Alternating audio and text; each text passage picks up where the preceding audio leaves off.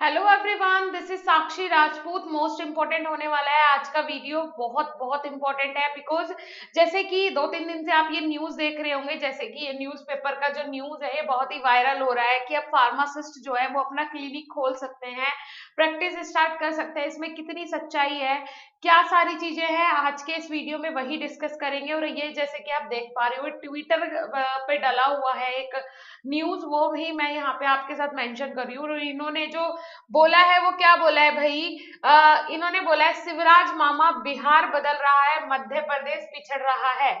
कहने का मतलब है कि बिहार में ये रेगुलेशन जारी हो गया है, बाकी स्टेट्स में जारी नहीं हुआ है। अगर ये बंदा जो जिसका ये ट्वीट है वो कहाँ का है, एमपी का है, तो उसने बोला है शिवराज सिंह चौहान जी को कि भाई बिहार बदल रहा है और मध्य प्रदेश पिछड़ रहा है, आप भी ये रूल रेगुलेशन जारी कीजिए, ऐसा कुछ है। तो ये नोटिस क्योंकि मुझे ट्विटर से मिला है तो मैंने सोचा कि इसी के साथ आपके साथ शेयर कर दूं चीजें।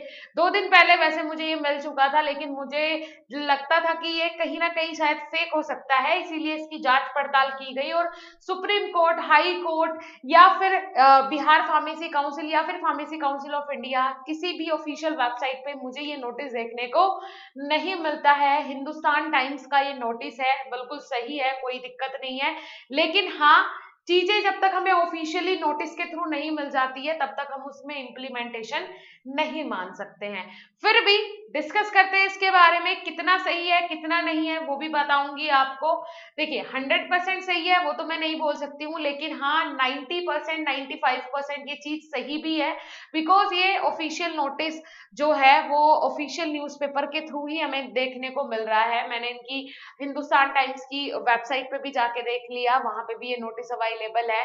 ठीक है, ई न्यूज़पेपर के थ्रू भी ये नोटिस हमें देखने को मिला और न्यूज़पेपर में तो ये आया ही है, तो इसका मतलब है आप लोग श्योर हो जाइए कि ये रेगुलेशन 95% पास हो चुका है। अब हमें ऑफिशियल नोटिस की सिर्फ आवश्यकता है। वैसे भी इन्होंने मेंशन किया कि मार्च से ये जो है वो बिहार में जारी हो गया है। चलिए ठीक है, अब बात कर लेते हैं कि पहले ही 3 राज्यों में ये रेगुलेशन जारी है। मेनली इस रेगुलेशन के अंदर मेंशन किया है वो मैं आपको ओरली पहले समझा देती हूँ। बेटा इसके अंदर जो मेंशन किया गया है वो ये मेंशन किया गया है कि आप लोग किसी भी पेशेंट को, फॉर एग्जांपल कोई पेशेंट आता बोलता है मुझे फीवर है, मेरे सर में दर्द है, पेट में दर्द है, या फिर कोई भी नॉर्मल उसे डिसीज हो गई है, तो अगर आपको आके बताता है तो आप उसे दवाइयां दे सकते हो और उसका चार्ज भी पे कर सकते हो। थर्ड बीच में कोई भी नहीं होगा, जैसे कि डॉक्टर के थ्रू आपके पास वो नहीं आ रहा है, डायरेक्टली आ रहा है और आप डायरेक्टली उससे पैसे ले सकते हो और उसे मेडिसिन दे सकते हो, कोई दिक्कत वाली बात नहीं है। आप मेडिसिन प्रिस्क्राइब कर सकते हो, ये यहाँ पे बोला गया है। एक फार्मासिस्ट के ये अधिकार हैं और बिल्कुल ऐसा होना भी चाहिए मेरे हिसाब से। एक फार्मासिस्ट जो है अगर वो इस तरीके से नॉर्मल मेडिकेशन वगैरह कर पा रहा है, वो भी अथॉरिटी के साथ लीगली कर पा रहा है, तो कोई प्रॉब्लम वाली बात नहीं है। जैसे कि आप सब जानते ही हो, फार्मासिस्ट की जगह नॉर्मल इंसान मेडिकल स्टोर खोल के बैठे हैं। वो जो फार्मेसी कर लेता है उसे लगता है कि क्लिनिक खोलना है, क्लिनिक खोलना है। कभी भी फार्मेसी करने के बाद बंदा 100% ये नहीं सोचेगा कि मुझे सिर्फ मेडिकल स्टोर खोलना है। मेडिकल स्टोर सामने खोल देंगे, पीछे क्लिनिक खोल के बैठ जाएंगे, क्योंकि उसे वो चीज मिल नहीं रही है। उसे इलीगल काम करना ही है, भारत का कोई भी नागरिक हो उसे इलीगल काम करना ही है, लीगल नहीं करना है। वहीं पे जिन्होंने कोई डिग्री, डिप्लोमा, सर्टिफिकेट नहीं लिया है फार्मेसी का, वो खोल के बैठे मेडिकल स्टोर, क्योंकि उन्हें भी इलीगल काम करना है। और फार्मेसी जो स्टूडेंट कर लेता है उसे मेडिकल स्टोर नहीं खोलना, उसे क्लिनिक खोलना है।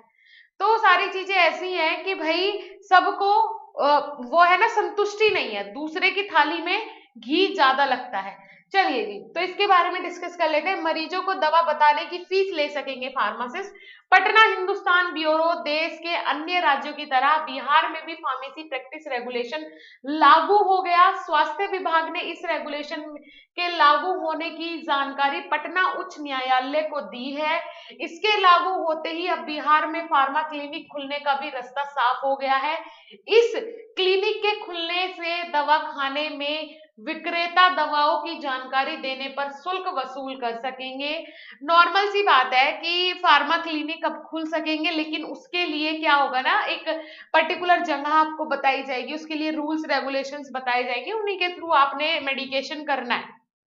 स्वास्थ्य विभाग की ओर से हाल ही में फार्मेसी प्रैक्टिस रेगुलेशन 2015 और संशोधन 2021 के सभी प्रावधानों का अनुपालन सुनिश्चित करने का आदेश जारी किया गया है। फार्मेसी प्रैक्टिस रेगुलेशन 2015 को लागू करने वाला बिहार देश का चौथा राज्य बन गया है। अभी देश के 3 राज्यों केरल, कर्नाटक और दिल्ली में लागू है यह कानून। जी हाँ, केरल, कर्नाटक और दिल्ली में ये कानून लागू है कि वहां पे फार्मासिस्ट नॉर्मल मेडिकेशन कर सकता है, पेशेंट से पैसा ले सकता है और उनके लिए मेडिकेशन कर सकता है। अब 4th नंबर पे आ जाता है बिहार, और ये बहुत ही शर्मनाक बात है बाकी स्टेट्स के लिए कि भाई बिहार ने भी ये स्टेप ले लिया है और बाकी स्टेट्स ऐसे ही अभी तक बैठे हुए हैं। या तो पूरे देश में ही ये रेगुलेशन जारी हो जाए, ठीक है, और फार्मासिस्ट जैसे नॉर्मल आप डिग्री धारक बना रहे हो ना, ये सारी चीजें बंद हो जाए। पीसीआई को ये स्ट्रिक्ट फैसले लेने चाहिए, बिल्कुल लेने चाहिए कि आप रूल्स रेगुलेशंस स्ट्रिक्ट करो फार्मेसी प्रोफेशन के लिए, हर फार्मा के स्टूडेंट के लिए रेस्ट्रिक्शंस होने चाहिए कि भाई आप जब फार्मा में आ रहे हो, एडमिशन ले रहे हो, तो उससे पहले आपने एक पर्टिकुलर एंट्रेंस एग्जाम देना पड़ेगा। ऐसे ही अगर हर कोई फार्मासिस्ट बन जाएगा तो फिर ये रूल्स रेगुलेशंस भी कहीं ना कहीं गलत है, इसका भी गलत इस्तेमाल होगा। अगर फार्मासिस्ट के लिए रेस्ट्रिक्शंस हो जाएंगे, स्ट्रिक्टनेस हो जाएगी, रूल्स रेगुलेशंस बहुत ज्यादा स्ट्रिक्ट हो जाएंगे, तो फिर ये रेगुलेशंस अगर जारी होते हैं तो कोई प्रॉब्लम वाली बात नहीं है। लेकिन अगर इस तरीके के फार्मासिस्ट बनेंगे कि 2.5 लाख दो, डिप्लोमा ले जाओ, तो फिर ऐसे फार्मासिस्ट का अगर होना देश में जरूरी है तो फिर देश का भविष्य सच में खतरे में है। या तो आप इसके लिए रूल्स रेगुलेशंस हाई और स्ट्रिक्ट करो और फिर उसके बाद ये रेगुलेशंस बिल्कुल श्योरली जारी हो, कोई अच्छी बात है, बहुत अच्छी बात है, जो लोग काबिल है उनके लिए होना चाहिए, ठीक है। चलिए, फिर इसके बाद इन्होंने मेंशन किया है यह रेगुलेशन भारत के राजपत्र में 26 जनवरी 2015 को ही अधिसूचित किया गया, लेकिन संघों द्वारा अनेक बार आवेदन निवेदन के बावजूद राज्य सरकार इस विषय को दरकिनार करती रही। तब इस रेगुलेशन को लागू करने के लिए बिहार के एक फार्मासिस्ट मुकेश कुमार ने पटना उच्च न्यायालय का दरवाजा खटखटाया। यहां से पक्ष में फैसला नहीं आने पर सर्वोच्च न्यायालय में गुहार लगाई। अंततः सर्वोच्च न्यायालय ने पटना उच्च न्यायालय को बिहार में फार्मेसी प्रैक्टिस रेगुलेशन का अनुपालन हो रहा है या नहीं इसे देखने का निर्देश दिया। इसी क्रम में राज्य सरकार ने फार्मेसी प्रैक्टिस रेगुलेशन लागू करने संबंधी आदेश जारी कर दिया। विभाग के संयुक्त सचिव सुधीर कुमार की ओर से जारी आदेश में इसे मार्च से ही प्रभावी होने की बात कही गई है। विभाग ने इसकी लिखित जानकारी पटना उच्च न्यायालय को भी दे दी है। उसके अलावा इन्होंने क्या बोला है, यह होगा लाभ फार्मेसी प्रैक्टिस रेगुलेशन में pharmacist, senior pharmacist, chief pharmacist और औषधि सूचना भेजज्ञ के पदों का सृजन होगा। साथ ही इन विभिन्न पदों की योग्यता, इनका प्रयोजन, कर्तव्य, पर्यवेक्षण, औषधियों का उचित भंडार, प्रबंधन, वितरण, उचित उपयोग, रोगी की देखभाल, समीक्षा, मूल्यांकन हेतु दिशा निर्देश दिया गया है। सृजित पदों का कार्यस्थल भी तय होगा। ये देखिए, कार्यस्थल भी तय होगा, ऐसा नहीं कहीं भी खोल के बैठ जाओगे। सृजित पदों का कार्यस्थल भी तय होगा। विशेषज्ञों के अनुसार इस रेगुलेशन के अक्षरश पालन होने से स्वास्थ्य विभाग पालन होने से स्वस्थ बिहार की कल्पना को साकार करने में मदद मिलेगी। बिल्कुल, देखिए क्या होगा, इन्होंने बोला है कि जब हम फार्मासिस्ट को ये रेगुलेशंस के लिए बिल्कुल परफेक्टली तैयार कर देंगे, फार्मासिस्ट भी इन रूल्स रेगुलेशंस के साथ प्रैक्टिस कर सकता है, तो एक स्वस्थ बिहार का ही संकल्प लेती है सरकार। ये सारी चीजें ही मेंशन की हुई है। अवैध दवा कारोबार पर अंकुश लगेगा।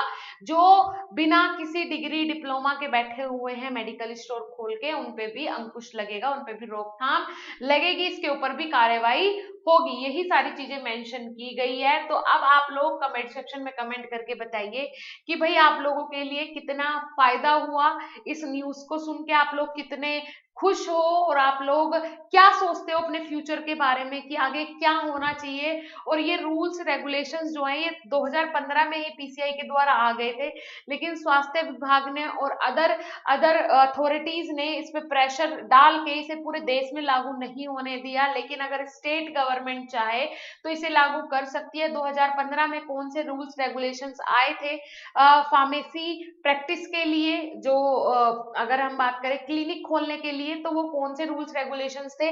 नेक्स्ट वीडियो मेरा उसी पे होगा, सारे रूल्स रेगुलेशंस मैं आपके साथ शेयर करूंगी।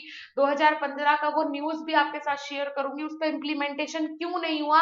अभी 2022 में भी हमें मिला था कि फार्मेसी प्रैक्टिस में इम्प्लीमेंटेशन होने वाला है, अब होगा, मतलब 9 साल बाद हमें अब मिलता है देखने के लिए। और फिर भी वो चला गया किसमें कि होगा, होगा में चला गया। अगर स्टेट काउंसिल या फिर स्टेट गवर्नमेंट ये इस तरीके के फैसले लेती है तो बिल्कुल सारे देश में ही फार्मासिस्ट की जो वैल्यू होगी वो ऑटोमेटिक इंक्रीज हो जाएगी। लेकिन उसके लिए पीसीआई को भी अपने रूल्स रेगुलेशन स्ट्रिक्ट करने पड़ेंगे, फार्मेसी में एंट्री के लिए भी और एग्जिट के लिए भी, राइट। तभी देश में एक वैल्यूएबल फार्मासिस्ट काम कर पाएगा और हेल्थ केयर प्रोफेशन बहुत ऊंचाइयों तक जाएगा, ये गारंटी है। चलिए जी ठीक है, फिर मिलेंगे नेक्स्ट इंफॉर्मेटिव वीडियो के साथ। आई होप आपको आज का वीडियो बहुत अच्छा लगा होगा, आपके लिए बहुत इंपॉर्टेंट है, मुझे तो लगता है कि आप लोगों के लिए इंपॉर्टेंट है। सारे ग्रुप में आप शेयर कर दो, बहुत इंपॉर्टेंट है, सबको पता होने ये जानकारी बहुत जरूरी है। ठीक है जी, मिलेंगे नेक्स्ट इंफॉर्मेटिव वीडियो के साथ, तब तक के लिए धन्यवाद, नमस्कार।